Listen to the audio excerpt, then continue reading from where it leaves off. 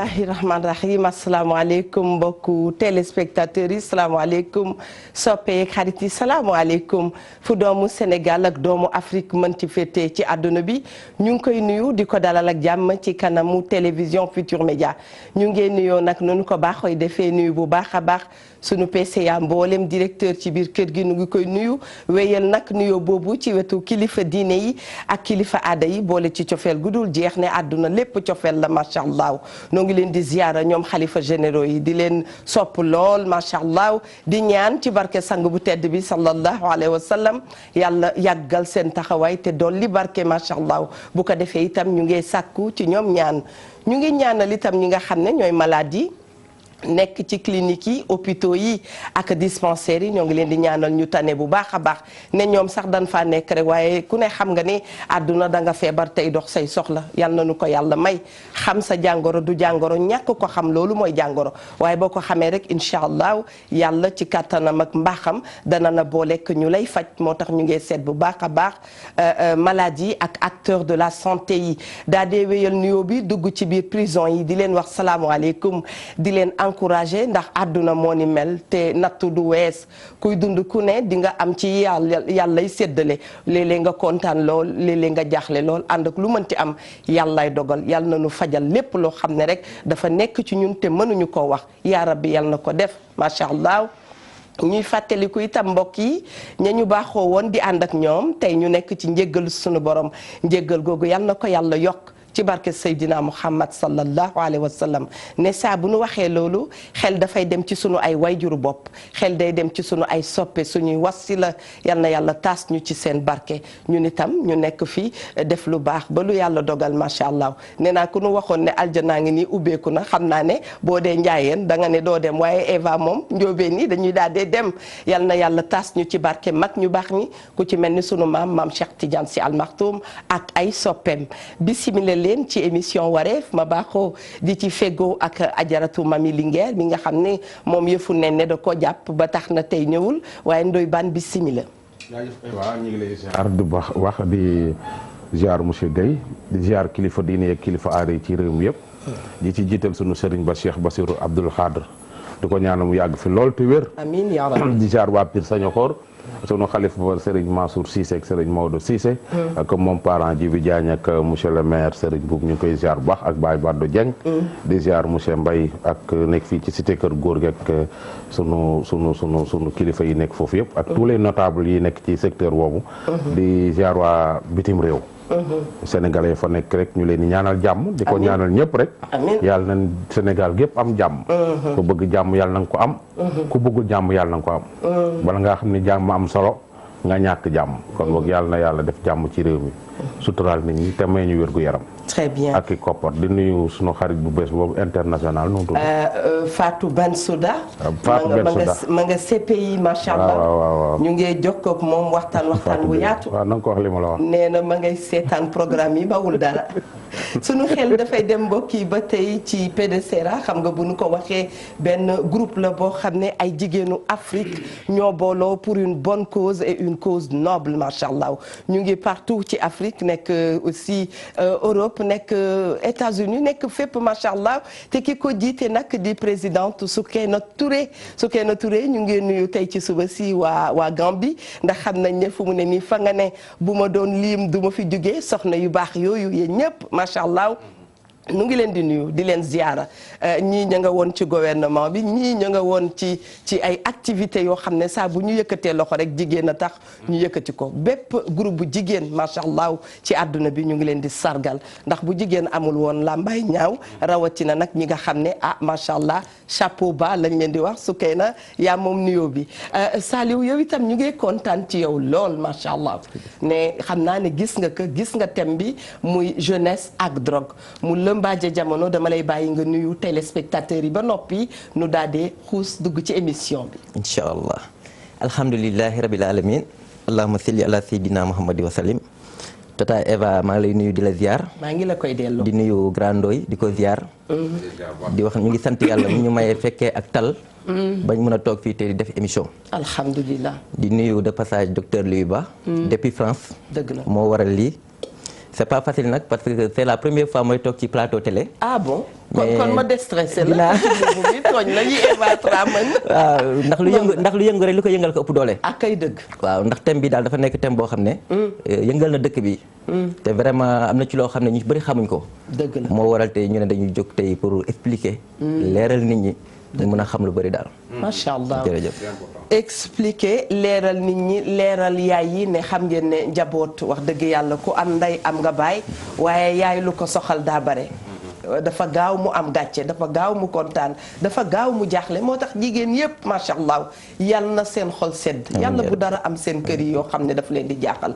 on est comme ni ma ko waxee réunis pour la même cause kon bokk soxna Mia Ndour yow itam maa ngi lay sargal ne yii yëpp sañ nañ koo def ne xam ngeen ne ñu ngee dem ci mois de la femme man damay wax ne jigéen moom àdduna jigéen mooy bés bu ne jigéen mooy waxtu bu ne kon yéen benn weer rek doyul ci yéen macha allah sargal nañ leen bu baax tey. ci émission bi nga xam ne mooy émission wareef nag bu ñu ko waxee mooy ku ci ne rek na xam li ko war droits et devoirs et droits xam ngeen ne ñaar yooyu benn du ci dem bàyyi moromam ndax boo xëccoo bu ne beneen baa ngi lay xaar ainsi va la vie woote leen ci 88 628 22 22 88 628 04 05 88 65 628 65 65 ngeen mën a participer ci émission bi xale yi léegi wax dëgg yàlla mag ñaa ngay yar dëgg la waaye xale yi tam macha allah am yoo xam ne bu dikkee daf leen di dal mooy li nga xam ne mooy wàlli drogue am na ñoo xam ni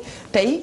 boo ko dundul sa dëkkandoo mi ngi koy dund sa dëkkandoo bu ko dundul mbokk ma ngi koy dund moo tax may wax ne nañu ko def l'affaire de tous nag mooy àdduna mooy waral jàppal ma jàpp sa morom jàpp keneen jàpp la vieille école la belle époque maa ngi koy wax démb éducation yomboon na neexoon na te itam jaaroon na yoon dara waralu ko woon lu dul da nga doon dëkk ak nit am wàll ci ay doomam sañ caa dogal nga dëkkoon ak keneen koo xam ne sax bokku leen waaso bokku leen dara waaye mu mel ni yéen a bokk benn giir ñun mësunoo xam individualisme kon bokk loolu yàlla bu mu dugg ci ñun na mag ñi daan defee te muy rafet ngalla nañ ko def ngir mën a jàppale suñuy doom ne drogue baa ngi fi de bu ñu wax mukk ne keneen ki rek lay dal déedéet am na yoo xam ne boo ko gisee muy ñëw na nga fexe nga fagaru nga góorgóorlu jàppale ka nga xam ne moo koy dund bu ko defee du dugg sa biir kër Dabaax Malick doon na ko wax radiyallahu anhu Ndoy Baan doon na wax mu ne boo séenee sa kër mbokk muy lakk na nga gaaw dem fay ko ndax lakk boobu bu dee continuer du bàyyi sa kër macha allah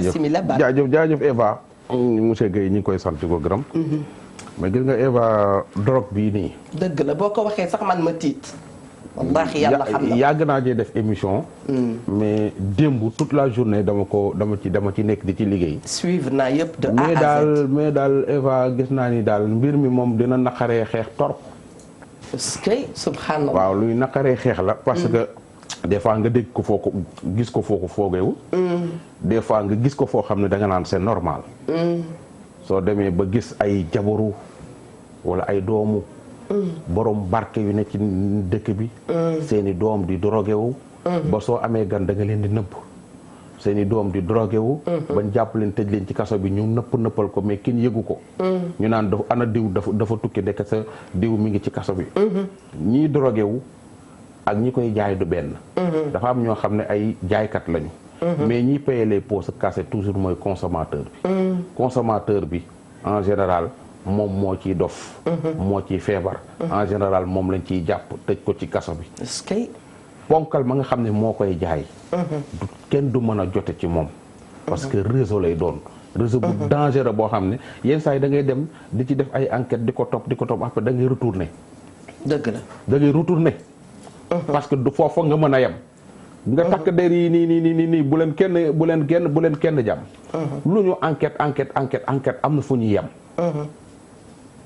c'est partout dans le monde nag loo enquête am na toll foo xam ne dootoo mën a avancer affaire bi day bloqué carrément maa la wax li wala nga dégg ci wala nga gis ci koo xam ne yow sa bopp doo mën a ŋaaŋ léegi blocage bi ku mel ni Mia dana ko bëgg a xam de ndax xam naa muy bloqué parce que dootoo da ngay dem ba dootoo am piste da ngay réer ci boppam wala nga gis ko foo xam ne tey jii imagine tey jii maanaam mbir mi labyrinthe la da ngay tourner par exemple ba soo des juge waaw wala ngay procureur waaw wala ngay daal waaw ngay yooyu wala ngay commandant ngay def di enquête di enquête di enquête di enquête ba jàpp sa jabar que ne sa jabar ci réseau bi la bokk.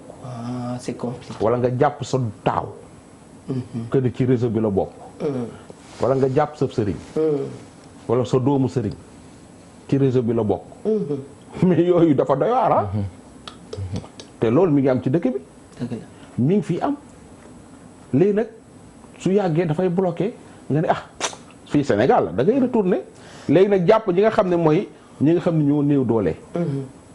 nga tëj leen ci kaso bi. problème bi mooy kii di ko fi tax a teew soo leen tëjee ci kaso bi après ñun suñu génnee. gis suñu génnee. est-ce que réinsertion bi jaar yoon wala jaarul yoon non du jaar yoon problème la. du jaar yoon. fii Sénégal. dafa am yoo xam ne soo ko fi defee soo moytuwul c'est fini looloo lay topp à vie. parce que société bi da lay rejeter. voilà merci Ndoye Bane ci introduction bu am solo boobu Saliou Gueye ñu ngi kontaan am na nag ku lay nuyu ma nga sa France frère Louis Ba ñu ngi koy nuyu. nee na tu as toute sa confiance. macha allah il est fier de toi. mi ngi lay ñaanal pour le combat que tu mènes. macha allah Ndoye Bane wax na sànq ba wax ñi nga xam ne ñoom ñoo yor drogue bi. ñun comme mère de famille.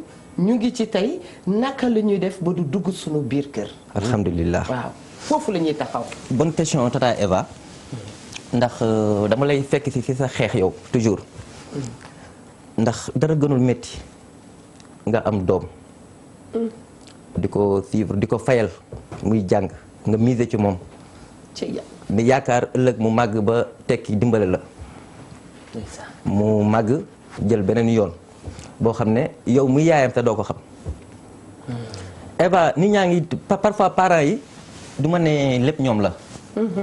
ndax gis nga nit ku bëgg a def lu bon bu la neexee nga def ko te sa parent du ko yëg. ak kay dëgg. waaw ndax boo amee 18 ans am 19 ans. tu es assez majeur. c'est vrai. boo génnee tey jii mun nga doxi. waaw mun nga jënd lu la neex mun nga def lu la neex. bu baax mun nga jël ay précautions yoo xam ne boo ñëwee kenn du ko xam. yu méthodique kenn du ko xam. je ne veux pas faire de la pub. mais même y a des collyres qu'on vend à la pharmacie. mun nga da nga koy def sa bët day weex tal kenn du xam ne doo am benn indice. alors que ne inconvénients yi buy ñëw yow kese yaa koy dund. et par ricochet du yow kese yaa koy dund keneen ki tam. mais c'est ça. ñeneen ñi sa mbokk yi donc c'est devenu un fléau qui gangrène notre société. et ci loolu lañ jóg pour xeex ko vraiment dañ cee am expérience. bismillah lu ñu animé pour ñu dugg ci combat bi. expérience bu ñu ci am vraiment collaboré ci ak waa centre de santé ces gens de Dieu bu Fatick. ak bu Thiès. association bu muy dalal xel maa leen di nuyu de passage bu baax a baax a baax. mooy docteur yu baax. waaw dama créé benn association bu tudd les amis de ces gens de Dieu. ndax lan. ndax sensibiliser la jeunesse sur les méfaits de la drogue. dëgg la. les aider à s'en sortir dimbal leen bañ génn ci. dëgg la. ndax tey maa ngi dégg tamit souvent kaso yi dafa fees problème yamba ñi ñëw yamba li mën a fa dugal c'est vrai lu Ndoye wax léegi consommateurs yi baadool yi rek ñooy payer les pots cassés. mais les gros porteurs duñu leen sax laal. très bien am na wax bu ñu jot a dégg fan yi ñu ngi wax nañu libéré terme bi naka la sax ne nañ ko légaliser quoi c'est-à-dire nañ ko légaliser daal. waaw légaliser c'est un peu terme jamaïcain. nañ ko légaliser. waaw en fait man foofu man bu ma ko njëkk a dégg rek vraiment ce qui m'a surpris. dama ko dégg ma ne bon xëy na boog sama maam moo doon wax ne nit da ngay xalaat ba xalaat loo xam ne mënut a am ndax bu amee du la bett. ci Mami Linguère xamul boobu. man dama nga xalaat ba xalaat loo xam ne. mënul nekk ndax bu ñëwee du la bett. man bu ma déggee automatiquement affaire légalisation cannabis ci Sénégal. dama ne xëy na boog suñu richesse bi commencé feeñ Sénégal ak suñu yenn ressources yi. xëy na moom la puissant yi bëgg boog ñu ne nañ dofloo jeunesse yi ñu mën a utiliser. loolu laa xalaat ndax luy loo xam ne dafay dofloo nit. dafay feebarloo nit. excusez maa ngi jéggalu parce que en psychiatrie dañuy bañ terme dof. loo xam ne ce qui rend malade aux personnes. ñu ne nañ ko légaliser pour nit ñi jël ko kooku c'est dangereux. mais heureusement que Sénégal y a des autorités yoo xam ne ils sont très intelligents. parce que gis naa ci coow li muy bëri yëpp les autorités compétentes ci domaine boobu gis ma kenn. def ci toog lu ko xale yi di waxee toog commentaire. ndax du wax ju ñor. waaw macha allah. du wax ju ñor daal am na waaw maa ngi ñëwaat. très bien Bane. waaw comme ni mu ko waxee. yow itam man démb jaaxal nga ma de gars yi jotaguñu image mais man yow Ndoye Bane jaaxal nga ma de. loolu nga wane fii la Sénégal gii. non mais loolu bi ngi fii loolu fii dëkk bi loo fi soxla rek gars yi mën nañ koo génne. mais parce que yooyu noonu fii. kan nga drogue bi non démb dama seeti woon waa OCRTIS police. ñoom xam nga dañ ciy liggéey bu am solo. ñuy dem fekk fa nga xam ne fa la ñuy denc bagage yi. yamba jeeg cocaïne jeeg yooyu. ñu toog ñu wan la lii mooy yamba lii mooy brown lii mooy cocaïne lii mooy héroïne lii mooy xoox yi ñuy wan expliquer pour nit ñi mën koo gis mën koo xàmmee mën koo moytu moom waa police dafa am benn brigade boo xam ne loolu rek la ñuy wër. OCRTIS waaw fu drogue nekk rek la ñuy wër voilà léegi nag chaque wareef suñu jëlee genre thème bii ne dañ leen di seeti xam naa ni ñoom ñu jafee kii lañu nag mais. ñu jafee lëkkaloo lañu waaw ñu jafee lëkkaloo lañu mais ñi ngi liggéey bu am solo mois de janvier bi rek su subaa naa la indil statistiques yi mois de janvier wax ma année 2019 bi mais mois de janvier rek liñ fi jàpp kenn xamul nu mu toll. diggante janvier bii ñu ne nii diggante Kaffrine Kaolack Mbour gi bërki démb rek liñ fi jàpp kenn xamul nu mu toll. très bien voilà kenn xamul lu mu toll da lay génneel chiffres yi. génneel liñ jàpp génneel la ñaata nit ñoo ko yoroon lii ngi jógee Mali lii nekk ci biir dëkk bi di circuler te ñëw ils sont partout nag waaw OCRTIS yooyu. lu ci ëpp duñu sol tenue ils sont partout nag foo yaakaarul rek ña nga fa. très bien voilà donc ñu leen di féliciter le commissaire Diop. waaw même bi mu fa nekkee léegi ça fait juste ay 5 mois ak yooyu. mais ñu ngi koy féliciter bu baax a baax bi mu ñëwee ba léegi. li mu di liggéey ci wàllum drogue bi. xeexum drogue bi wax dëgg yàlla ñu ngi ciy def ay jéego yu am solo ñaari commissaires yi fa nekk yëpp commissaire Diop la ñu mais ki jiite commissariat boobu. kii boobu brigade boobu mi ngi tudd commissaire Diop ñu ngi koy ziar bu passage. mais gis nga comme ni ko sa waay waxee. gis nga li ci yéeme. xeex ko day jafe. te ki ci nekk dugg ci ba xaw ci yegg fenn fi. su duggee kaso. yàgg kaso suñ ko génnee pour mu nekkaat na meloon day jafe. benn yàmbaa lu mu fekk ci yow da koy yokk. su fekkee da ko am fit nga. soo ko tuxee da ngay gën a am fit. fekkee da ngaa yàmbare. soo ko tuxee da ngay gën a yambare. déet xaaral boo dee ku rakkaaju. waaw da ngay mu yokk sa rakkaaju. waaw gisu ñi fekkee da ngaa bëgg ree gis am ñu gisu dañuy ree rek. soo gisee koo xam ne ku ñu yogg rek ñu yogg alal su ko tuxee danaa yàcc rek ni yàcc rek gisoo ñi tux yamba ba xaw a feebar tuuti am ñoo xam ne dañoo tooy nonchalant am na ñoo xam ne dañoo rakkaaju. très bien li mu fekk ci yow. maanaam li mu fekk ci yow. da koy développé da koy yokk. su dee lu baax la da koy yokk su dee lu bon la da koy yokk. fekkee da ngaa salte da ngay gën a salte su fekkee da ngaa set da ngay gën a set. yamba noonu lay def nit mais xeetu yamba yi dafa bari. xam naa ne xawma suba xawma tey. su reportage bi di nga gis yamba bi jógee Ghana. jóge waa ji yamba bi naan fooñi ay catégorie ay waa am na fooñi am na brown am na fooñi am na brown façon yu bari am na buy jógee Ghana am na buy jógee Mali di ñëw ci dëkk bi am na bu ñuy bàyyee fii ci dëkk bi bari na am na ñu koy saxal ci seen biir kër yi am na ñoo xam des fois gars yi dugg ci benn kër génn fa yamba jàpp borom soo xoolee ci biir kër gi alentour ci fleur yi da ngay gis ñu saxal ko fa di ko ji ci seen biir kër yi di ko fa bay. am na xaw ma da nga koy bay pour tux ko yow kese xaw ma da nga koy bay pour nu mu tuddati ko pour jaay ko. mais mi ngi fi. très bien voilà. Saliou yow itam am na lu Ndoye Bane wax sànq ne bu xale naka la ñuy def ba ràññee.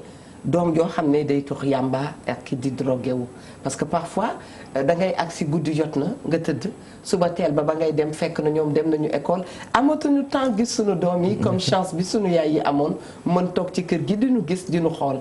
dëgg la c'est vrai tata Eva damay ñëw tuuti ci kii Ndoye Bane bi. nee na yàmba dafay développer yenn yi ci yow lu mu ci fekk effectivement drogue dafa nekk benn affaire boo xam ne. que gis nga cannabis bi ñuy wax c'est vrai dafay développer intelligence. ah oui waaw d'après les recherches ñun xam nga man des professeurs agrégés en psychiatrie.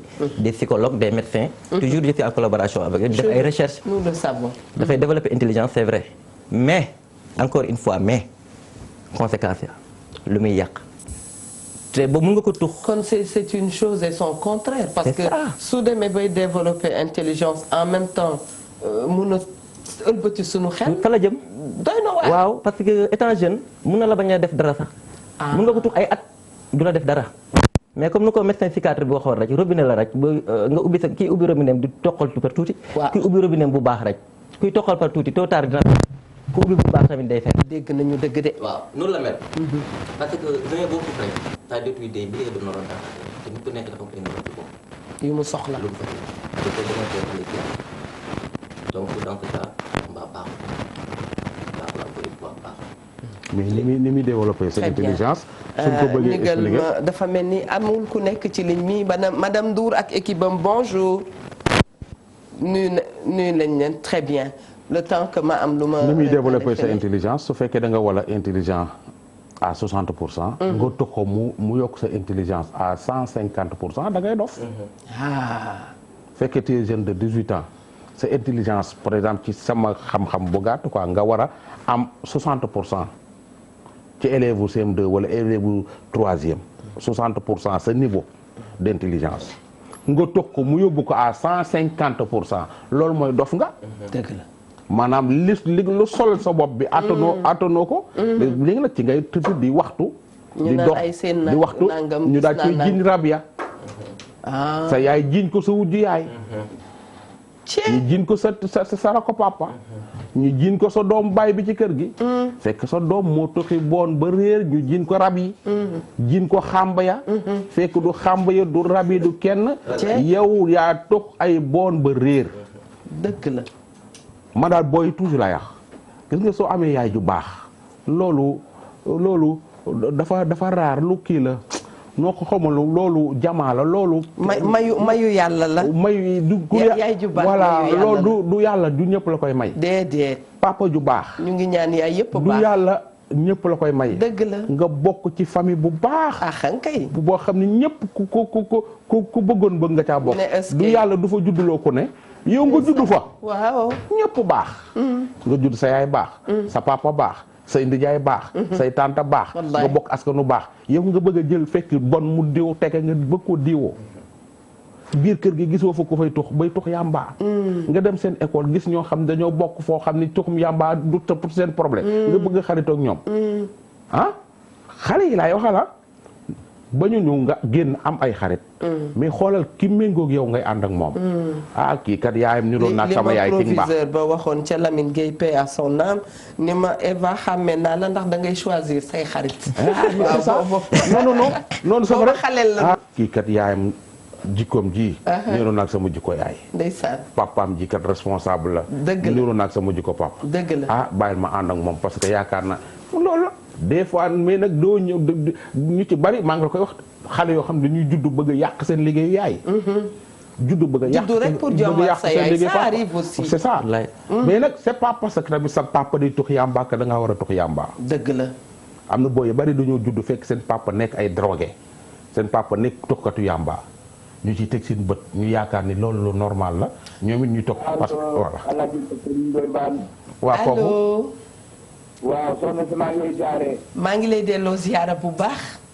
maa ngi leen di ziare. nu ngi lay delloo ziara. allo. oh moom nag rëcc nañu. du ñàkk soxna mi yaa keneen nekk ci bunt bi di fëgg nga dugal ko. très bien. Saliou nee nga. voilà c'est pas parce que sa papa day tux yàmba. que da nga war a tux yàmba.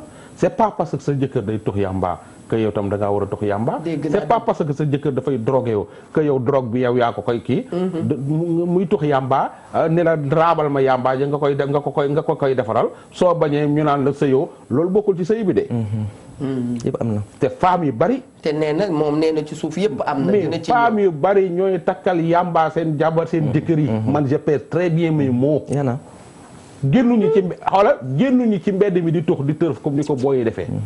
ngay gis un cadre jàng ba ni ar am xaalis yor oto yu bu baax dëkk ci kër gu baax kër goo xam ne ay millions lay jar borom kër ga yàmbaa lay tux li ma lay wax nii da nga mais nag sax wala soo lekkee say ndawal say faaru mbote ba pare naan sa kaasu soow tëdd sa jabar tëdd à côté sa jabar di la ataayal lëwal bu nekk benn jon yamba loolu est-ce que gars yi ñu ngi imaginer li may wax imaginer non xoolal mais man yaa ngi koy wax mais man daf may tiital li may wax imaginer ko imaginer nga am sa jabar ju jekk am sa kër gu rafet am sa salon bu rafet ngeen añ ba pare soxna si nekk à côté di la ataayal nga tëdd su indee lëwal takkaaleel la benn joint nga naan sa lëwal tux sa joint yaag sa jabar rek mbedd mi kenn xamul ni da ngay tux te su foo génnee nit ñi nuyoo la ñaari loxo la fukki loxo te naan la kilifa gi fekk tuxkatu yàmbaa bu bon nga lool dafa bari fii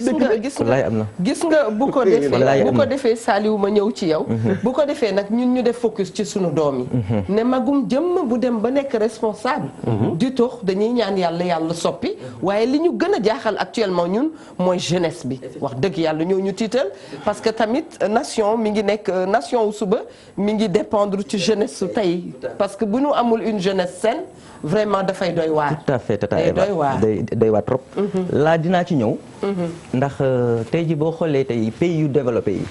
ñuy wax ne au fait dañoo émerger peut-être comme Rwanda ak affaire yooyu d'après les recherches boo xoolee seen taux de croissance ki ñuy tux ay stupéfiants dafa wàññeeku de trop.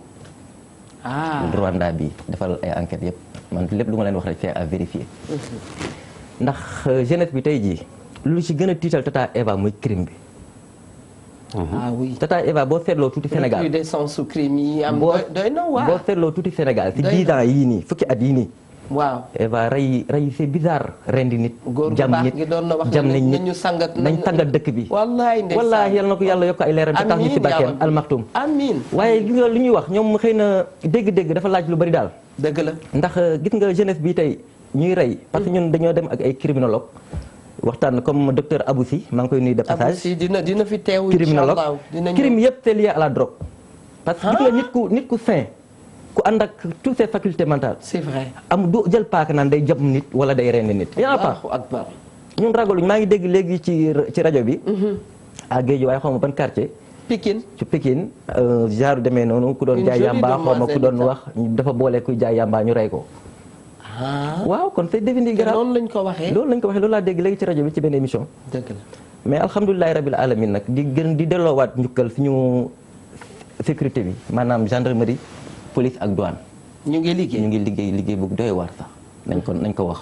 très bien bon ñun ñu ngi leen di seeti pour rencontrer leen. d'ailleurs ñu ngi préparer benn opération bu ñuy wax opération Gaynako.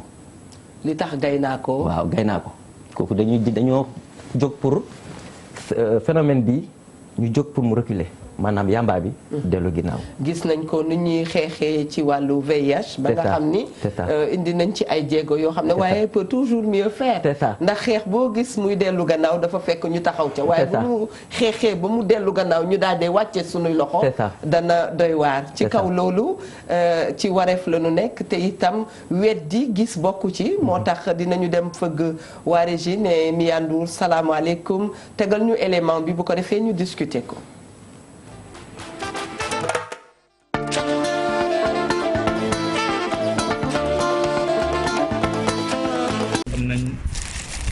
bi ñu naan yamba. yamba moo nekk nii. yamba bi nga gis nii moom la ñuy wax fooñi. yamba fooñi. waaw fooñi bi nii moom la ñuy béyee la plupart de Casamance lañ koy béyee. am na beneen variété bi moom souvent moom la ñuy wax brown wala marrons. bi mooy yamba brown. voilà bu yamba bi nii Ghana lañ koy béyee mais par Mali lay transité. dugg Sénégal pour dugg Sénégal. bii boo xoolee gis na ni ñu ko confectionné nii. gis nga bii daanaka benn kilo la. benn kilo la voilà donc souvent par benn kilo. ko paqueté nii lay nekk par kilo te nii lañ koy conditionné. waaw ok d'accord déjà ci boo xoolee ci conditionnement bi rek ni ñu ko conditionné rek. di nga mën a xam provenance. di nga xam fi mu jógee. ok bii nag moom. bii effectivement bii beneen variété brown. mais bii ça vient du Nigéria. mais daanaka variété bi gisatuñ ko fi lu bari quoi. lu ma wax amatul quoi. mais ça fait un moment gisatuñ ko fi nii. yamba aussi am na yeneen variété. am na beneen variété bu ñuy wax skunk. waaw boobu moom xanaa mooy bi gën a fort. c'est vrai que moo gën a fort yamba parce que teneur en THC c'est beaucoup plus élevé par rapport aux autres. mooy skunk waaw. effectivement yi nga may woon yëpp ay échantillon la. échantillon la. gis nga yamba yi nii ni ñu koy bayee bokkul ak bii ni ñu koy bayee. ci liñ ci jot a xam jot nañ ci am ay benn saisie fii. au niveau de Yène. waaw benn tubaab moom moo ko doon bay fii nii. moom culture organique la quoi. am na ay yeneen drogue yu ñu defaree ci yamba. on appelle les dérivés du chanvre indien. souvent da ngay dégg ñoom résine de cannabis. wala hachis. waaw. yii ci yamba ji lañ ko defaree. lii lan la pat la wala lu mu doon. waaw dafa am lu nekk ci biir. dañ ko coffre. effectivement mi ngi ci biir dañ ko conditionné non di nga. dañ ko conditionné. dañ ko conditionné nii quoi. ok. ça c'est de la résine marocaine. Maroc. moom la ñuy hashish. waaw dérivé la mais moo gën a fort yamba bii nii. mën nañ dal ci drogue bi ñuy wax cocaïne. lii mooy cocaïne. waaw lii mooy cocaïne. elle se présente sous forme de poudre. mooy comme pëndax meew daal. pëndax effectivement voilà. nii la cocaïne bi nga gis ni nag moom garab gi ñu koy defaree. waaw amul suñu secteur bii nii. la plupart du temps Amérique du Sud lay jógee. cocaïne bi comme ni mu nekk sous forme poudre nii. aussi mën nañ ko am sous forme solide. ce qu'on appelle les pierres de crack. waaw gis nga cocaïne bi mën nañ ko transformer ba mu doon ay xeer yi nag la gars yi di faral di tux. bii poudre la. bii poudre la. bii xeer la. waaw. léegi xeer bi nuñ koy tuxe. ça c'est une pipe artisanale. souvent moom la consommateur yi di utiliser pour di tux xeer bii nii. dañuy jël benn xeer teg ci kaw taal. de toute façon du génnee saxaar mais ay vapeur lay génnee quoi. moom mooy cocaïne. mooy cocaïne xeer bi waaw bu dee xeer su dee poudre bi moom la ñuy fóon. lii la ñuy wax gis nga. boulette de cocaïne. moom la gars yi wan na. waaw effectivement moom la gars yi lu wan na pour di ko transporter. ci aéroport yi voilà boo gisee souvent yi est-ce que dañ ko scotché nii. mais nag bu xoolee ci biir c'est de la poudre waaw. poudre baa ngi ci biir poudre bi moom moo nekk nii waaw. ok léegi nag boo jógee ci cocaïne boobu noonu ñu dal ci drogue bi ñuy wax héroïne. waaw gis nga. waaw. gis nga drogue bi gis nga elle se présente sous forme de poudre aussi. mais poudre boo xoolee. waaw lu tax nga dugal ko poudre yi ci paquet bi mënul génn ci paquet bi. non ça c'est pour des raisons de sécurité. moom fu muy jógee. héroïne dañ koy defaree garab bi ñuy wax opium. donc l'héroïne est fabriquée à partir du pavot à opium. garab boobu noonu Asie la am. héroïne la plupart Asie lay jógee. mais fii ni ñu koy commercialiser fii ni ñu koy jàllalee fii c'est sous forme de kepa. lii la ñuy wax kepa héroïne la gisoo. moo nekk nii lii la ñuy wax kepa d'héroïne. kepa waaw. fii aussi au Sénégal gars yi nii la ñuy commercialiser héroïne bi. lu ndaw lii nii rek lu cher la. waaw fii comme kepa comme paquet. waaw ok léegi lii nuñ koy jëfandikoo. xam nga lii poudre la. waaw soit consommateur bi moom day sniffer. wala day injecté wu. piqûre wu. waaw poudre bi nga gis ni mën nañ ko injecté wu. dañ koy togg. wala effectivement léegi nag dañuy jël poudre bii def ko ci benn cuillère. waaw ñu def garrot. waaw takk seen loxo. jël ci seen deret. waaw def ci poudre bi jël vinaigre def ci. waaw jël vinaigre def ci chauffer ko tuuti ñu ko chauffer mélange pour bañ ma ko àggale. mélange boobu la ñuy def effectivement. après ñu dugal ko ci seringue bi. ñu injecté. moom la naan waa ji day jàmm. effectivement. jàmm ko ci veine. jàmm boobu ñuy jàmm est-ce que duñ ci jëlee ay feebar. effectivement. jàmm boobu déjà sax bokk na ci mode de consommation yi gën a dangereux ci wàllu jël drogue. ok d'accord. parce que la drogue agit directement sur le système nerveux. effets yooyu sax ñoom ñoo gën a gaaw que les autres effets. waaw doom yi moom lu mu doon. doom yi nga gis yi. mooy xoox yi. waaye xoox yi mooy langage boobu la nit ñi gën a xam quoi. wala diw day lokk ay pion. effectivement. pion yi ñoo ne nii. ñoom ñoo nekk nii yii ay barbiturique la. waaw drogue yi nag bokk na drogue yi gën a dangereux yi gën a def ravage ci dëkk bi nag. bii nii c'est voilà parce que des fois. jeunesse bi moo gën a effectivement. accessible ci jeunesse bi donc du coup. problème bi yëpp ça se dit à ce niveau. kon ma fàttali qu'on appelle les drogues de synthèse. les drogues de synthèse. waaw mooy ma drogue yi comme ni ñu la ko expliqué sànq ma drogue yi dafa am classification. mën nañu na drogue xam ne qu'on appelle drogue naturelle. ma drogue yoo xam ne dara raxu leen comme ñax bi nii xam nga naturel la. am drogue yoo xam ne on appelle les drogues semi naturelles. mooy drogue yoo xam ne dafa am benn partie naturelle. ak yeneen produits chimiques yoo xam ne moom lañ combiner. pour am drogue yooyu mën nañu exemple comme hashish bii nii. de même que cocaïne bi ak héroïne bi. waaw par contre am na drogue yoo xam ne ce sont qu'on appelle les drogues qui sont exclusivement synthétiques. ay produits chimiques rek lañ ko defee. mais souvent ce sont les drogues qui se présentent sous forme de médicaments. waaw ok te drogue yooyu nag les amphétamines gis nga ñun am nañ fii ay amphétamines. ay drogues yoo xam ne on les appelle des amphétamines.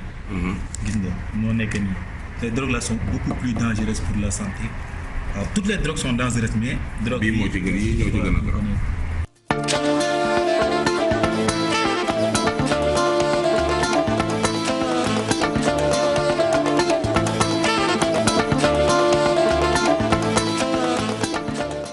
jërë ngeen jëf mbokki téléspectateurs yi jërëjëf Ndoye Bane mi nga xam ne itam mi ngi toog ci plateau bi waaye itam ngërëm ñeel ñi nga xam ne ñooy responsable yooyu toog foofu te faciliter ñu liggéey bi secteur bu waay mënti nekk dina baax lool ci wareef bu ñu jugee ngir def ay reportage def ay éléments ngeen ubbil ñu bunt bi bu ko defee ñu mën a dugg lii yëpp yombal na suñu liggéey kon bokk ñu ngi leen di sant di leen gërëm mbokk jigéen ñi laay wax sax ne góor ñi xam naa ne ñu ngay xëy daani seen doole ngir indi ci kër bi lii ngeen gis ni loolu mooy tourner sunu xelu doom yi lii ngeen gis ni moom la ñuy dund au quotidien mooy dugg ci biir école yi mooy dugg ci yenn ndaje xale yi bu ngeen seetloo sax jamono yi ñu nekk ma yokk ko loolu tuuti ci waxtaan bi balaay jox kàddu ñoom Ndoye Bane di ngeen gis ne dafa bare ay centre yoo xam ne xale yi ñu ngi fay foowee yu ñu créé bare ay boutique yoo xam ne boutique yu dul dara ñu wax ko ndax autorité yi jot ci tey boo demee yoonu Sacré-Cœur da nga gis ne ay bërëb yu bare créé nañ ko yoo xam ne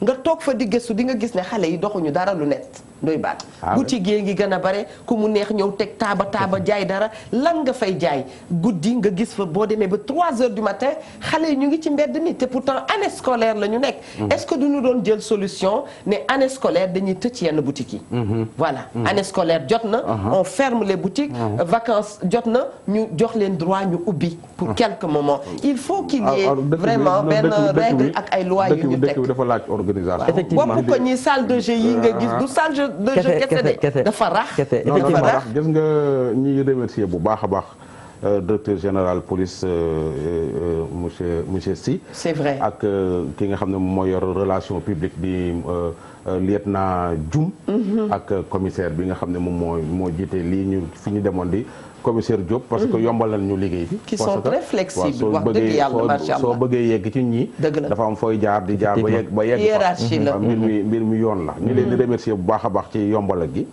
mais li nga wax dëgg bu wér kee nga la d'accord gis nga tey ji drogue bi li ngay romb di ko négliger fara drogue bi ne table yi nga romb di ko négliger gis fa loo xam ne soo ko calculer table ji matul 1500 du ñëpp de en général soo fa fëggee fekk fa dara dégg nga de yenn bëri bi nga xam ne fa la ñuy jaayee ndékki damay bañ a wax kii bi quoi pour xale yi di fa daje rek di fa jaayee ndékki nga xam ne taximaan yi dañ fay jëm di fa ndékki ak ñoom seen doo fa duggee en général su dee fukk soo duggee yenn saa yi ci juróom benn yi fekk fa dara xam nga salle de jeu yi waaw côté bi ñuy defee ay babeek ñoom seen dëgg la jaay caaf sax c'est vrai da nga fay fekk yu mel noonu policiers yi xam nañ ko bu baax a baax temps yi passé am na ku leen romb duy jaay xawma café la yoroon am na daal yor benn bureau itam di romb policiers yi mu leen rombee rek te policiers yi buy liggéey ci affaire yi nii dafa mel ni affaire yi da lay xeeñ lay romb rek di xool gars yi di ko xool ba yàgg ñu woo ko looy jaay mu wax leen ñun ko jaay ñu di ko xool ba yàgg ñun ko ubbil ñu beneen siwo bi madd la doon jaay madd wax nga dëgg ndeke ci kaw madd la ci suuf la bagage yi nekk douanier yi ñoo ko jàpp madd bi ñu jàmb nii madd bi ñu jàmb ko ba mu saf nii di ko jaay xale yi ci école bi ndeke ci suuf ay bagage a fa nekk ci siwo bi loolu douanier yi ñoo ko jàppoon defe naa booru Kaolack xaw ma Kaffrine donc te gars yi dañuy xam ay système gars yi dañu teg seen ay kii ay système yoo xam ni soo ko defee automatiquement ñoom dañuy xam ne lii jaaduwul beneen soo dégloo waa ji mu ngi expliqué am na yenn paquet yoo xam ne soo ko gisee da ngay xam paquet bi fu mu jógee par exemple Sénégal ni ñuy paquetee bokkut ak Mali ni ñuy paqueté bokkut ak Ghana ni ñuy paqueté bokkut ak Chine ni ñuy paqueté paquet bi soo ko gisee rek da ngay xam ni paquet bi fii la jógee. nee na nu colis bu nekk dëkkam lay niru. voilà bu dee fi chinois da nga gis faaw di nga gis fu am Chine. voilà di nga gis fu am Chine wala maanaam ni ñuy lëmase rek xam nga Sénégal moom soo leen nee defal ma benn colis am na ñu koy defee. Mali am na nu ñuy coller. Ghana am na nu ñuy coller. affaire yooyu ku ci nekk sa et puis dañ koy def par ay kilo ku ci nekk am na nooy defaree sa kilo encore ñi ngi may expliquer tamit ni ma gis nga suñu jàppee ay nit ci yamba wala ci drogue ba pare. ba jàpp leen ba jébbal leen procureur déféré leen askan wi dañuy yaakaar ni policiers yi wala gendarme yi pare nañ ci enquête bi de non moment boobu dañuy enquête. xam ni waa ji jàpp nañ ko tëj nañ ko ci kaso bi mais li mu yoroon fu mu jógee. moo tax nee naa àdduna daa bare nattu. voilà nekk policier nekk militaire sax wallaay nattu la. non sapeur pompier lu ne kii ñu woo la. voilà parce que ni ngi may expliqué suñu la jàppee ba tëj la ba pare. ñoom dañuy continuer seen enquête. xool lii ñu jàpp nii. fu mu jógee ak lu ko fi dugal. dëgg la topp ko. moment boobu la seen liggéey ci commencé suñu jàppee waaje ba pare ba defeere ko ndax foo jaar dina wax ni waaw maa ngi jóge woon Mali wala maa ngi jóge woon Ghana wala maa ngi jóge woon Casamance wala maa ngi jóge woon Ndar fan nga jóge woon ci Ndar ku la ko jox fekk am nga fa kenn ku la ko jox ka la ko jox suñu ko jàppee am na ko ko jox kooku am na ko ko jox kooku am na ko ba keroog muy génn réew mi macha allah ñu dalal mbokk mi ci ligne bi salaamaaleykum maaleykum salaam wa rahmatullah kilifa gi nu ngi lay nuyu bu baax. Eva maa ngi lay nuyu bu baax maa ngi nuyu Ndoye Bane moomu. ñu ngi lay ziar bu baax. ñun ñu nekk en tout cas à l'extérieur. ñun ci nen la ñuy toog. déedéet waay ñun bu ñu gisee lu mel nii comme lii ngeen def comme thème jeunesse ak drogue. mais ñun dañuy tiit. Ndoye Bane. waaw xam nga su fekkee da nga nekk à l'extérieur. bàyyi fa ay doom. bàyyi fa ay sët. di dem ci ñoom di yónnee gis lu mel ni sa xel dalatul fenn. allahu akbar. ces morts subites et atroces yi ngay gis. Senghor boobu wax na ko léegi. amul kenn ku mën a jël paaka tiim doomu àddama di ko ren yi fekk nga nekk ko lucide. c'est la vérité. waaye Ndoye Bane drogue bii di dugg si fii. mais te am na complicité certaines personnalités. effectivement. je me rappelle yàggul dara am na benn douane ay douane yu jàpp benn oto mais oto bi ñu jàpp ndaw si doon wax dafa ne oto bi oto gouvernement la. waaw léegi oto du gouvernement la sol nañ ci fekk nañ ci ay drogue waaw léegi chauffeur ba koy dawal chauffeur kan la. oto bi fu ñu ko jàppee woon. ñu ngi ci biir gouvernement bi. oto bi fu ñu ko jàppee woon.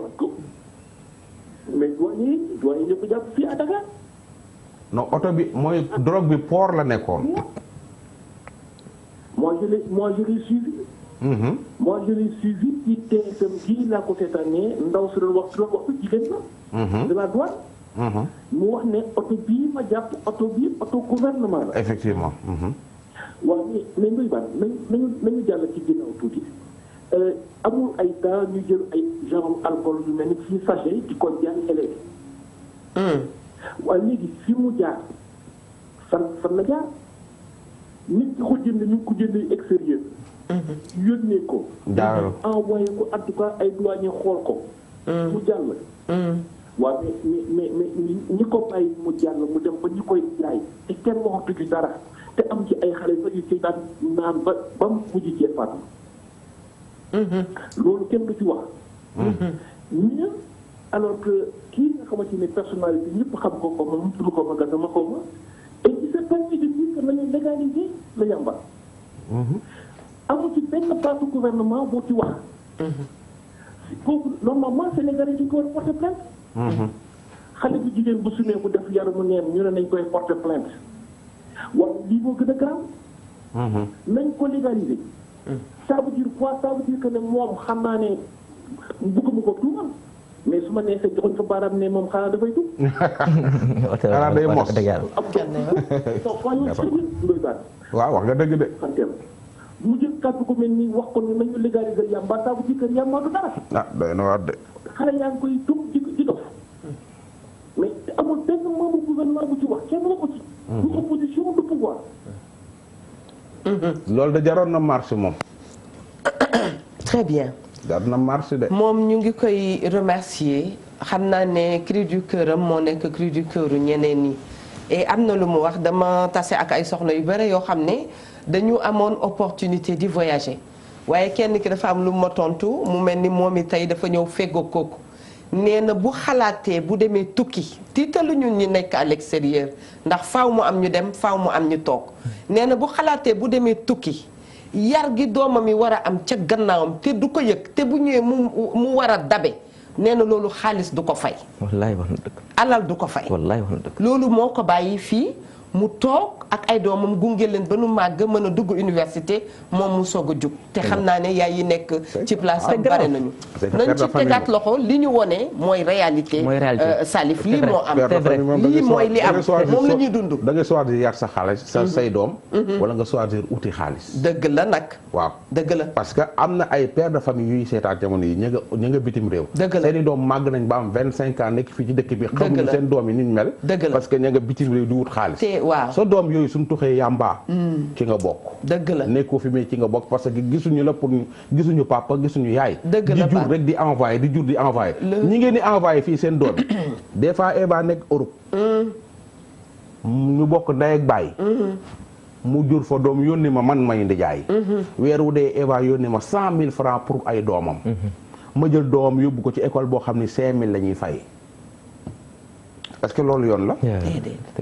toujours ma wax leen yéen moodu yeeg faatu yi dee leen gëstu seen frères yeeg seen sœurs yi ngeen di yónnee seen doom yi est-ce que li ngeen di xaalis bi ngeen di leen di yónnee ci seen doom yi pour yóbbu leen ci école yi baax ñu jàng est-ce que ci école yooyu la ñuy jàngee ndoy baax nañu def nii léeg-léeg indexé wuñu benn école na école fay ba gën a cher fa la bandi ga ëppee fa la yëf bi ëppee nanu ko wax ca kaw fa la bandi ga fay bi lu mu gën a cher yëf bi gën fa nekk. dëgg la et ndoy ba école yi ni wax école doomu patron yi fa la drogue ba ëppee. waaw da ngay wax ko mu leer rek. dëgg la am la sax loolu la baan beneen yëf. xale yi da ngay gis koo xam ne dafay drogué wu moo tax dañuy rek bàyyante xel du ñu jug rek dagg charcuté non. dañuy wax ne. le mal est plus profond. Tout à fait. Parce que xale bi nga xam ne dafa nekk xale. war a def enfance am normalement. ñu teg ko ci ay yoon. nee na ñu xale ci biir kër la war a ne. suñu waxee biir kër dañ ko war a entourer. ñan ñoo ko war a entourer des personnes saines de cœur et d'esprit. xale ba màgg ci benn pëccoxoo boo xam ne ndey a ngi xeex ak baay a ngi xeex ak ndey. mag ñi nangam et yooyu yëpp tam. ay trouble la yoo xam ne dañ koy teg nit ki foog naan xale la et il grandit avec ces séquelles là xëy suba teel nekk nit bi nga xaarul woon fekk la mu dajale ci potam dafa bare defu ko ci benn fan. effectivement defu ko ci benn fan. bismillah Salif dëgg la tata Eva. c'est vrai li ñu wax yëpp looloo am. comme ni ko Ndoye waxee rek. mais gis nga affaire drogue bi. il faut fa laaj xeex dëgg sax. bu baax gis nga ñu koy tux. wallahi du ma leen diaboliser te du ma juger du ma ne ñu bon lañ. mais parfois inconscience ñàkk xam dina la dugal ci loo xam ne moom moo lay lor.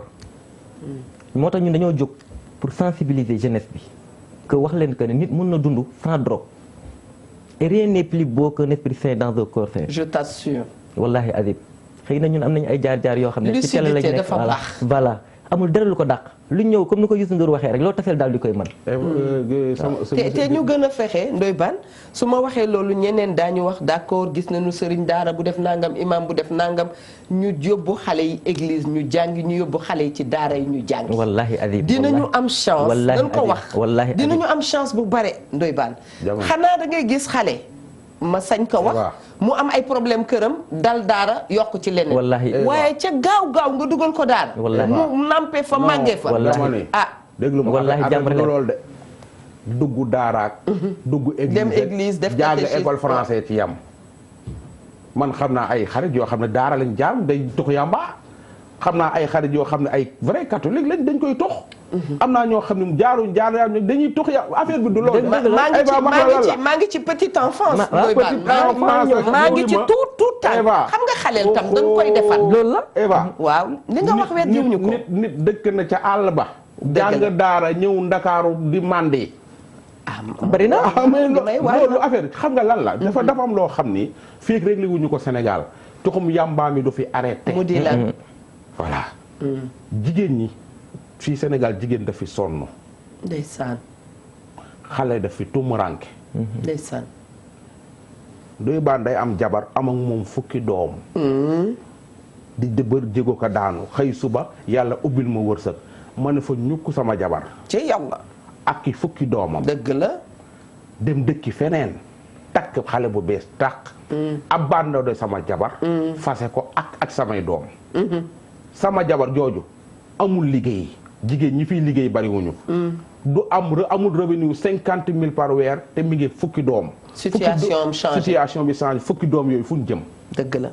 ñi ci yàlla te baaxee. ñi ngay baaxee. dëgg la ñi nga xam dañ ci xaw a yërëm seen yaay. tous les moyens sont bons pour que ñu dimbali seen yaay. ndoy foofu doogu ma la yàlla bu la yàlla doog xaaral rek. dafa am loo bëgg a doon léegi nag tey jii su fekkoon benn femme rek moo mel noonu ci benn koñ ñu mën a wax tey jii sur 100 femmes. sur 100 femmes fii Sénégal 60% yi loolu la ñuy dund. dañ leen a fase abandonné leen bàyyi leen ak ay doom yu bari. doom yu bari yooyu noonu. fu ñu amul fu ñu wéeru ji dañuy dem ci bopp koñ bi. di tux seen i boom di drogué wu. di agressé di sàcc di jox seen yaay. à qui la faute. et puis kaay Ndoye Bane dama la ci yokkal. sooy yaa nga am wayjur mu am comportement boo xam ne ci waxtaan la ñu nekk. bu kenn mere kenn dañuy dollante xel. dëgg la mu am comportement bu malsain boo xam ne ci biir kër gi. yow xale bi mënuloo jug xeex ak moom muy bu jigéen bi wala bu góor bi nga livré wu à autre chose. pour faire benn mathéisme boo xam noonu laa koy woowee la jàg dana ree pour def maa tey ne yow itam bëgg nga attirer seen attention nga ni nigal man tam naa def lu ma neex. mu xëy dem il faut que xale yi éviter. seen papa xëy dem. waaw seen papa xëy dem. c'est que soo gisee. c'est compliqué jeunes yi tux yamba. très compliqué ak yu drogué yu bari la moo tax ma ne. ñu bari trop. quartier boo dem seetlu li ma la wax nii. mën nga fa compter 100 femmes yoo xam ne góor ñi dañ leen abandonné ak seen i doom. ci yàlla quartier boo dem. dëgg la mën nga compter 100 jigéen. yoo xam ne góor ñi dañ leen a abandonné complètement ak minimum 3 jigéen. 3 doom. léegi 3 doom yooyu su fekkee seen yaay jàpp ñu ci dara ci lu dëgër xale yi dañuy jàdd ku dañ leen ni dañuy yomb këf. tey jii xale bi nga xam ne papaam ak yaayam ñu ngi toog mu gis leen ñuy sëy pendant 40 ans moo ñoo xaw a sax tane néew ma ñoo gën dañoo xaw a tane mais xale bi nga xam ne gisul papaam ba mu nekkee xale. te non li nga wax du nu ko mën a. loolu noonu mooy. dama ne la benn sama fii benn boy bëgg fee tux yàmba. benn boy bëgg fee drogué wu. mais am na lu leen di puus. am na lu tax ñu yow këf leen di leen yomb. parce que gisuñu di jaay ju leen ni ndeysaan ñu papa ju leen ni seen yaay ab foofu laay ñëw quand même. ci kanam danaa dellu régie maa ngi déglu benn woyu Mawa Koyaté. ci suba defe naa mi ngi wax lu ni mel. bu jigéen toogee muñ dana fa jur nangam. léegi saa yi da ngay dem ndeysaan boo doon am président nga am leneen. waxin na xaw ma nag naka lañ koy expliquer. lu Ndoye wax nii dama ko ci dolli tuuti. parce que dafa wax loo xam ne waxu docteur la wax. maanaam du thème bi sax. mais peut-être après dinañ ci laal tuuti rek. def ceeg sotti ci la léeg-léeg. yor jabar mu am ay njaboot. situation change nga dem abandonné ko wala nga bàyyi gis nga loolu tamit dañ cay war a wax. ndax gis nga récépissé bi ministère de l'intérieur délivré mais loolu tam danaa ko def thème. am na les enfants victimes de divorce. gis nga boo demee en psychiatrie tey jii boo ñëwee nga indi malade koo xam ne ñu ne dafa am problème xel wala dafa tux ba dof bu ñëwee question yi ñu koy njëkk a posé ana papaam ak yaayam ndax ñoo nekk wala dañ leen abandonné wala dañoo divorcé. kon nga xam ne loolu cause la. moom laa fi wax bés ñu ngi nuyu soxna Fatou Sow Sarr mi nga xam ne saa su ne thème bi ñuy laal daf koy interpellé. ci seen benn sondage bu ñu defoon ñu gis ne xale yu ci ëpp. ci situation la bi ñu nekk monoparental seen yaay benn parent moo nekk et que amul beneen paire de manches bi bokk ci yooyu yëpp ay yëf la Miya Ndour ñu ngi ñëw ci yow yooyu yëpp ay yëf la yoo xam ne dañ ko war a seetaat balaa sunu kër yi di tas nañu xool naka lañ koy assoiré ci jàmm ji ñuy xëy di ko ñaan wallaay da ngay dégg nañu yàlla may jàmm nga xeeb ko waaye li ci biir jàmm bu ko nit xamoon mag a ngi def loo xam ne da nga tooñ sa bopp dëgg la waaye gone ya ngay pare yàq seen avenir war nga ko seetaat bu baax a baax te mu mel ni nag léegi saay dóoruma góor ñi mais bu ñuy def yenn yi duñ ci ànd ak responsabilité dañuy interpeller seen responsabilité da ngay ne ñii est-ce que ñàkk ñu nekk ay responsable Ndoye Bane bii maa ngi lay woo maa ngi woon ci benn bërëb boo xam ne ay drogué rek a fa nekkoon démb voilà nekkoon ba ay 1 heure ay 1h du matin di waxtaan ak ñenn ñi. ndeysaan. après ma dem seet sama benn waay boo xam ni. presque léegi mu am 50 ans. drogué wu na 30 ans. xam naa suba dina leen ko indil wala léegi te 30 ans. ndeysaan. mais su lay toog dañuy expliquer li mu dund. nee na jour bi sëñ Saliou Mbacke làqoo ci lañ ko libéré. frère am bi ko jël si ni ko nag xanaa soo doy drogué wu ñu lay tëj kaso ba sa trondoo làqu nga war a bàyyi. ndeysaan. moom moo may nettali loolu. macha allah. ndeysaan. dañuy dem directement wallaay doy na waar. dafa doy waar affaire bu triste. doy na waar minute yi desatul gannaaw. amul jabar amul doom. ndeysaan. amul dara. benn frère moo ko tudd soo ko xoolee day taqali nee na moom day wax ak gars yi ni leen aw ma portable aw ma crédit aw ma jabar aw ma doom. te léegi mu am 50 ans. gis nga booy boo leen approché boo leen laajee xam nga lu ñu lay wax. dañu la naan dëkk bi def fi bopp neen wóorul maanaam lucide fi wóorul. lucide fi wóorul parce que difficulté yi loolu la ñuy wax quoi. soyez nag lucide ndax tout se gagne dans la lucidité. voilà c'est surtout boo tàqalikook sa xel dafa am ñaari yëf da nga tàqalikook sa xel yàlla moo koy dogal waaye nga tàqalikook sa xel yaa ko teg sa bopp. ngal la da ngeen am solo lool ci ñun yéen ñi nga xam ne yéenay ndaw ñi. baax leen baax rek a noppale Mia Ndour ñu bàyyi la nga ñëw tuuti ak waa Kër Aram jàppale balaa ñuy tëj émission bi ne ñoom sponsor lañu.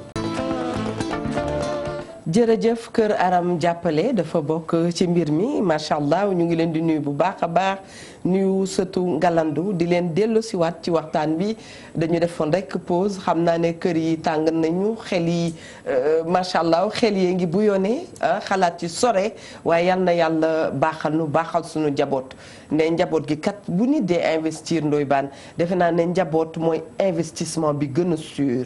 ah mais su investir sa njaboot fooy investir. mais nag Sénégal fii nii li fi ne amu nekkul fenn. da ngay am taaw am ko topp ci taw am ko toppaat ci taw. nga ànd ak ñoom nekk ak ñoom 10 ans 15 ans nga xëy suba ni leen fa ñukk. dem sa yoon topp beneen jigéen. jigéen nga topp kontaan ci li nga abandonné say doom. ëllëg du añ du reer. am na ci jigéen ñoo xam ne su seen doomu wujju dee tux yàmbaa dañuy kontaan. yan nañ ci yàlla musal waaye. amiin yaa rabbi. yan nañ ci yàlla musal. amiin yaa rabbi. am na jigéen ñoo xam ne su seen doomu wujju di tux yàmbaa dañuy bég. sa doomu wujju di tux yàmbaa nga kontaan. xanaa xamul ne kooku su wéerul ci sa doom la jëm. maa la wax li kër lu fa am rek law. wallaay ndeysaan nga kontaan. am na ñoo xam ne su seen doomu su sa doom day tux yàmbaa nga jiin ko sa wujju ni sa wujju ko liggéey. dëgg la kenn mënul liggéey kenn muy tux yàmbaa ay sóob la. ci yàlla booy bi ci boppam moo bonom di tux yàmbaa ñu naan ay dañ koo ay dañ koo yàqat yu kenn xam c'est que yooyu lañu war a dindi seen fii yàquñu kenn gaa yi topp seen bakkan nekk ci lu leen neex c'est ça fii yaa ngi def ci sa bopp waaw sama doom ji dañ koo yàq lii de def la lii de nangam ak nangam du def ci yàlla wool sa doom ji ni ko mu bàyyi yàmbaa ji muy tux bàyyi sàngara si sooy wut kay soo koy ñaanale nag nga wutal koy ñaan te amul benn sëriñ je pèse très bien mes mots bu mën a ñaanal nit mu bàyyi sàngara ak yàmbaa fii ki koy tux amul volonté ni man damaa bëgg a bàyyi ñu jox la ay bagage nga naan diw ñun la nag tàmbalil tey bul def nii am na des fois sax ñun leen ni la saafara bi soo ko diwoo nga naan ko soo tuxee da ngay dee tiital la ci yàlla nga def sa bopp man su ma tuxee damay dee fii une semaine soo tuxee da ngay dee mais soo toogee une semaine tuxoo naanoo defoo dara di nga ko mën a bàyyi am na ñoo xam ne ci ku weeru koor gi li ñuy profité bàyyi yu bare doxe fa sax bàyyi ko mais taxaw na sëriñ sàngam man ne su ma la bindalee nangam soo ko naanee benn yoon da ngay bàyyi tox munoo ko fii ak nit doo fen fay dana la ñaanal ba sonn boo amul pas-pas du dem dëgg la def rek volonté la laaj d'abord dégg naa dëgg de waaye yow tey jii dafa garaaw daal waaye tey jii di nga dem ci sëriñ war a bëreeg Balla Gaye sëriñ yi ci dëkk yëpp ngembale ni la arbitre ne prit song ko arbitre ni prit nga yaaj taxaw ba xam foo jëlee ndam doo daan ak wóor arbitre ne prit song ko waaw soo bëggee song ko def ko nii arbitre ni prit Balla si meeku nga tiit ragal wala Gris Bordeaux si meeku nga tiit wallahi Gris sama man nag waa Fass laa nag quoi Balla sama waay la waaye man Fass laa nag waaw Balla sama copain la Balla Gris ngi ñëw nag dal sa kaw ci am na soxna soo xam ne daal nee na ndeysaan moom tey jooy na sax ndax nee na ki woote sànq wax ne ñu ngi nekk à l'extérieur waaye yàlla xam na ne seen fit sax toogul effectivement mais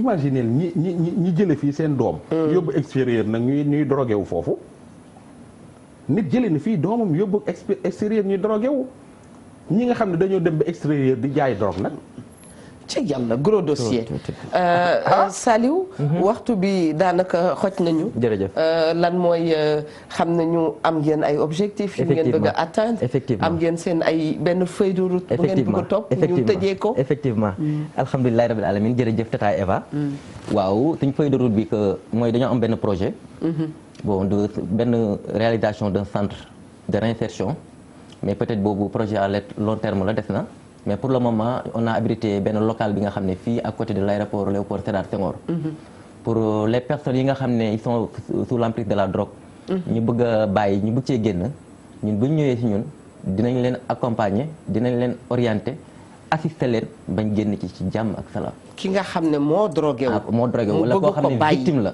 mu bëgg a bàyyi waaw am volonté bëgg a bàyyi waaw bu ñëwee ñun bu ñu ko jëlee en collaboration avec les spécialistes de centre de mental de ces gens de Dieu dalal xel bu Fatick ak bu Thiès ñun dinañ la orienter dinañ la accompagner assister la ba yàlla defal est-ce que Mia du ñu may nga nee naa c'est l'affaire de tous ñu may la nga joxe numéro bi waaw y a pas de souci mais dañoo bare y a pas de souci y a pas de souci dinaa joxe ñaari numéro baax na y a pas de souci kër yi dañu xumb lool yàlla xam na ko dëgg la 77 881 95 16 77 881 95 16 ou bien 78 475 45 31 très bien ku leen jotul mu bàyyi leen téléphone mu bàyyi message bàyyi numéro téléphone ndax ñu xam nu ñu lay dabee woo la kër yëpp daal dañuy ñaan jàmm dellu si nga xam dafa tox ba départ waaw ñëwee ci yéen da ngeen koy téye ou bien da ngeen koy conseiller bu ñëwee si ñun bu ñu ko indee xool le nécessaire ñun dinañ dem ci médecin bi dina ko xool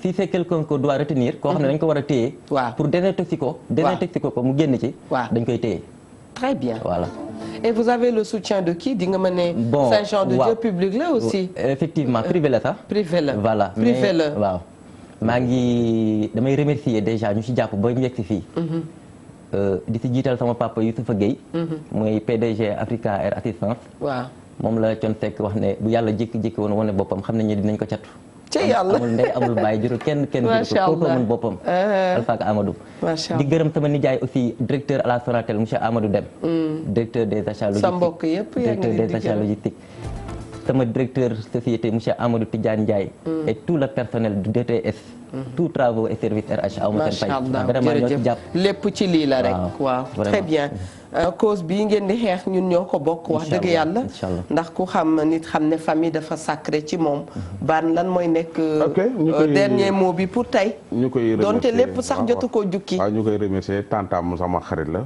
Feli ñu ngi koy ziar bu baax a baax madame Guèye ndeysaan waaw di ziar ñëpp rek tey wax rek na papa yi góorgóorlu ci njaboot gi gën a jege njaboot gi dina tax daal njaboot gi duñ dugg ci lu bare bari dëgg la mais xale yi sunu màggee gisuñu seen papa yaay ana sunu papa abandonné nañu dina tax xale yi lu këf leen day yomb dëgg la donc xale day am wéeruwaay dafa baax ci xale looloy tax ñuy sowe ñun ñii soo gisee ñu xaw a sowe mooy sunu papa yi dañoo juddu gis sunu papa yi gis sunu rakko papa yi ginnaaw kër yi nag léegi ay appartement la te jeeg ji léegi dañoo siis ba rakko papa yi suñ ñëwee sax ñu fas seen kanam suñu fa defee ñaari fan ñu commencé fas seen kanam rakko papa yi ci yar gi lañ bokk rakku yaay yi ci yar yi lañ bokk ndeysaan affaire bi du papa rek te parce que papa bàyyi rek yaru quoi xel dafay sore ndeysaan ba nu nekkee gone bu nu déggaan yenn histoire yi jërëjëf Ndoye Bane fa lay tëjee Tata Eva maa ngi jégalu nag maa ngi gërëm Léopold Faye administrateur ces gens de Dieu de Fatick. très bien jërëjëf li ma doon wax rek bi ñu nekkaan xale Mia dana xam li may wax boo gisaan ndey di muñ yéen nii nga ni li tax mu koy nangu ndekete yoo yaaya ngay muñ doom rek aka fa bàyyi wallaahi yal na yàlla barkeel lépp kenn mënu koo wax waaye daal jërë ngeen jëf jigéen ñi Eva Tra da koy wax ca kaw ne am na ñoo xam ne tey bu leen neexoon ñu teg lépp daa dee ne ñoom daal marax ba fii leen koy yemale waaye defu leen ko de gàcce ngalaama yéen góorgóorlu leen yal na leen seen njaboot fay dañ koy wax ci kaw ñu ngee nuyu bu baax a baax sunu yaay mère Ngone Ndoye macha allah mère Ngone Ndoye sunu soppe bu mag boobu yal na yàlla guddal fanam di woon soxna ci ki nga xam ne mooy woon Maguette Camara nag nekkoon na proviseur u lycée Ngalandou Diouf yal na yàlla yërëm ko doon jàngal ajaratu Dégène Chimère doomam ba Ndey Astu Diop ñu ngi koy nuyu boole ci Numbetaal yaa ñuy baal ndax xam nga ne waree fi tam dafa am ay soppe yaa nga Banjul ñu ngi leen di nuyu waaye sama njaati gi nag ca Banjul kooku kat yi jox Samba la maa ngi koy fóon bu baax a baax kor Amadou ñoom Sirawali ñoom Ndey Awa Kan ñoom Nene Seck ñoom Ndey Njaay Banjul ñoom Yaay mu ndaw Fatou Senghor soxna Sukay na Touré wax nañ ko sànq ñu ngi leen di nuyu Fatou Tamba Diang sama bosi bopp Adja Lalla Fall gërëm nañ leen Adja Lalla Sarr gërëm nañ leen Mia merci à toi ñu ngi gërëm képp koo xam ne daal yaa ngi taxaw ngir émission bi ñuy def mu gën a taxaw ba nga xam ne métti ci biir kër gi yàlla saafara ko yàlla nu ko yàlla defar bon appétit